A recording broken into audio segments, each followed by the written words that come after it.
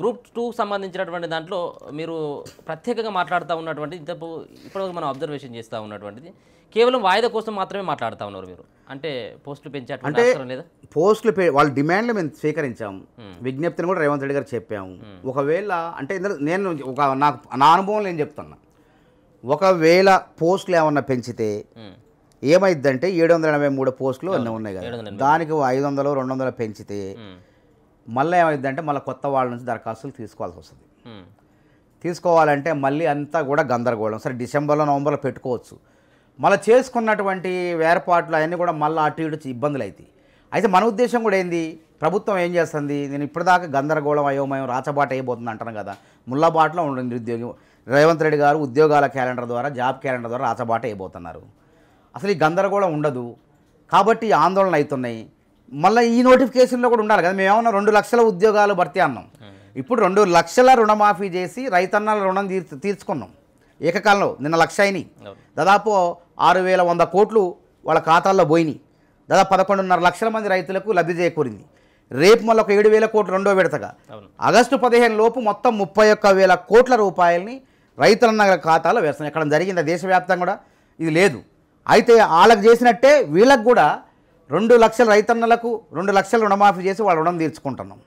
అదేవిధంగా 2 లక్షల ఉద్యోగాల కల్పన చేసి నిరుద్యోగులు కూడా రుణం తీర్చుకోవాలన్నదే మా సంకల్పం. ఎట్లా ఇస్తానన్నటువంటి మెగా డిఎస్ఏ లేదు కదా, అందుకే తొందరపడుతున్నారు. అదే మెగా డిఎస్ఏ అంటే 5,000 వేసినాం, ఇప్పుడు 8,000 ఉన్నాయి.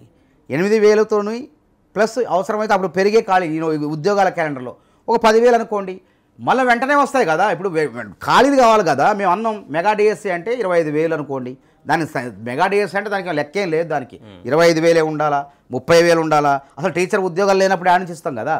ఎక్కువ ఉద్యోగాలు మేము రాగాలోనే అసలు ఆ నోటిఫికేషన్ 6,000 ఉద్యోగాలు జోడించడం అంటే అర్థం చేసుకోండి. ఎట్లా మేనిఫెస్టోలో చేస్తాం కదా. ఇప్పుడు మేము 6,000 ఇచ్చినాం కదా, 6,000 మొన్న ఇప్పుడు భర్తీ అవుతాయి కదా, మళ్ళీ ఒక 10,000 ఇస్తాం, 16,000 అవుతాయి. మళ్ళీ వెంటనే ఉద్యోగాల క్యాలెండర్ ఆల్టర్నేట్ ఎన్ని ఖాళీ అయితే అన్నీ అవుతుంటాయి. ఇంకా ఉద్యోగ కల్పన కావాలా, జాప్యం కావాలా చెప్పండి, ఆలోచన చేయండి మీరు. మేము అన్న 25,000 ఉద్యోగానికి కాంగ్రెస్ ప్రభుత్వం ఒక్క ఉద్యోగాన్ని నేనే ఎక్కువ ఇస్తాం. కేసీఆర్ ఎన్ని నోటిఫికేషన్లు ఇచ్చిండు తన 10 ఏళ్ల కాలంలో టీచర్ ఉద్యోగాలకు. నేను 2 సార్లు కేయూ నుంచి పాదయాత్ర చేసినా పట్టించుకోవాలి. ఇదిగో నోటిఫికేషన్, అదిగో నోటిఫికేషన్, తీపి కబురు, శుభాకాంక్షలు, ఉగాది శుభాకాంక్షలు, ఉగాదికి, దసరాకి, దీపావళికి ఇట్లా జాప్యం చేసుకుంటా పోయేది. మేము రోడ్లు ఎక్కి నిరసన చేసేది, మురికి నెలల్లో జలదీక్ష చేసినాం. సుప్రీంకోర్టు పోతే సుప్రీంకోర్టులో అక్షింతలు ఎత్తే కానీ తొలి నోటిఫికేషన్ భర్తీ కాదు, తొలి నోటిఫికేషన్ ఇవ్వలే. అది టీఆర్టీ పెట్టిండు, టెట్టు పెట్టలే. 20 సార్లు టెట్టు పెట్టాల్సింది, సెంట్రల్ టెట్ 20 సార్లు అయింది. ఏడాదికి 2 సార్లు, 10 ఏళ్ళకి 20 సార్లు జరగని 4 సార్లు అయింది. 16లో 18, 23, 22 ఈ ప్రాంతంలో అయింది. అది 17లో అయింది. అది కూడా నేను అరెస్ట్ అయినా. నువ్వు స్కూల్ ఎడ్యుకేషన్ భారీ ఎత్తున ముట్టిస్తే అప్పుడు టెట్ వచ్చింది. మరి ఇంత లేకుండా మేమేమంటున్నాం, ముందే ప్రకటిస్తానంటున్నాం. టెట్టు లేకుండా టెట్టు 2 సార్లు ఇస్తామంటున్నాం. టెట్ ఇస్తానంటున్నాం, 2 లక్షల ఉద్యోగాలు భర్తీ చేసి మీ రుణం తీర్చుకుంటున్నా అంటున్నాం. మరి ఎందుకు ఆగలేకపోతారు?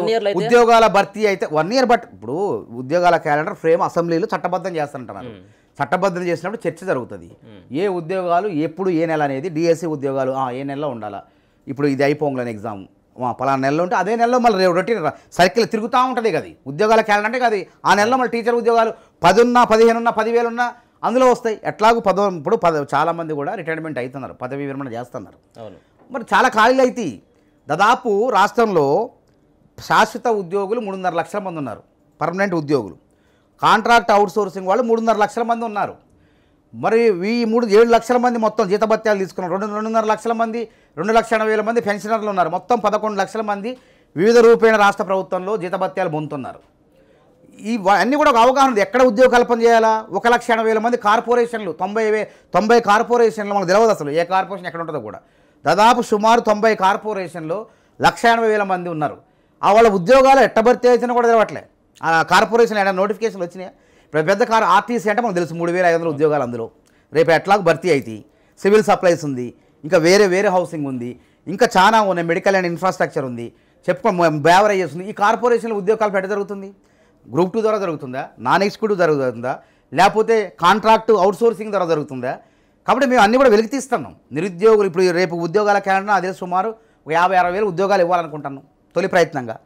మేము అన్నా తప్పకుండా మేమైతే నిరుద్యోగులు ఇచ్చిన రాహుల్ గాంధీ గారు ఇచ్చిన మాట ప్రకారం, ప్రియాంక గాంధీ గారు ఇచ్చిన మాట ప్రకారం, యూత్ డిక్లరేషన్ ప్రకారం తప్పకుండా ప్రతిపక్షాల నోళ్లకు ఈ బిచ్చగాళ్లకు చిల్లరగాళ్లకు అశోక్ లాంటి చిల్లరగాళ్లకు నోళ్లకు తాళం వేస్తాం. రైతుల విషయంలో మాట లేదు, ఇక విమర్శే లేదు. దెబ్బకు గొంతులో వెలక్కాయ పండెలక్కాయ పడినట్టు అదే మొత్తం అంతా నిరుద్యోగుల నుంచే నిరసన వ్యక్తం అవుతా ఉంది. ఒక పక్కన మీరు మొదట్లో బట్టి విక్రమార్క గారు మాట్లాడినటువంటి మాటలను ఇప్పుడు తెర మీదకి తీసుకురావడం జరుగుతుంది. యువ వికాసానికి సంబంధించి ఒక కాంగ్రెస్ పార్టీ అగ్రనేతల్లో ఒకరైనటువంటి ప్రియాంక గాంధీ చెప్పినటువంటి మాటకే ఇక్కడ వాల్యూ ఇవ్వట్లేదు.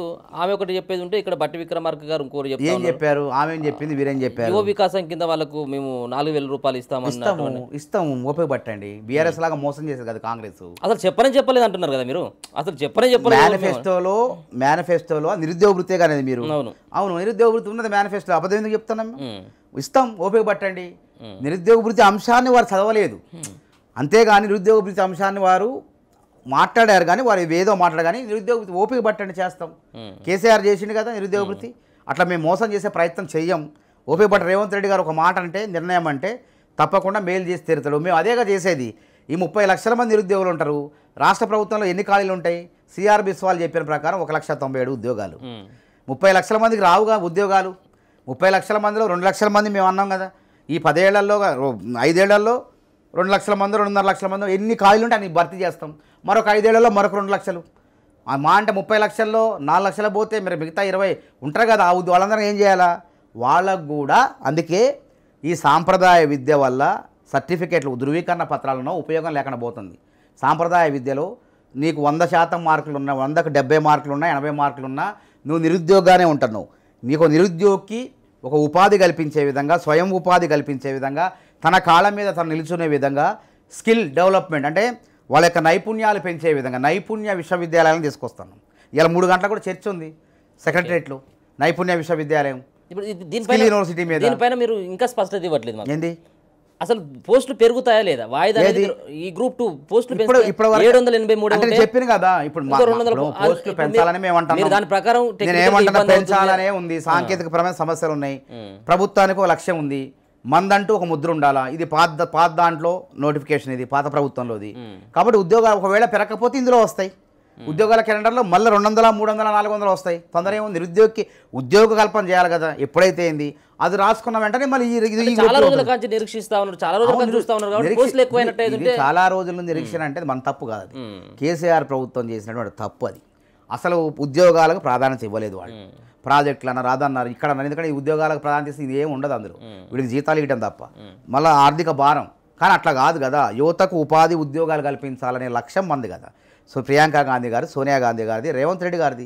ఆ లక్ష్యంతో పనిచేస్తాం. నిరుద్యోగుల రుణం తీర్చుకుంటామంటున్నా. ఇటు రైతులు, నిరుద్యోగులు 2 కళ్ళు. వాళ్ళు అధికారం రావడంలో వాళ్ళ పాత్ర కీలకం ఉంది. ప్రభుత్వ ఉద్యోగులు కూడా ఉన్నారు. వాళ్ళకి 1వ తారీఖు రాగానే జీతాలు ఇస్తున్నాం. వాళ్ళు డిఏలు కానీ వాళ్ళు అడుగుతున్నారు. అవి కూడా ఇచ్చే ప్రయత్నంలో ఉన్నాం. ఎప్పుడు కూడా ఇది అందరికీ ఆమోదయోగ్యమైనటువంటి నిర్ణయాలు తీసుకునే ప్రభుత్వం తప్ప నియంతృత్వంగా ముందుకు పోదనేది ఒకసారి ఆలోచన చేయండి.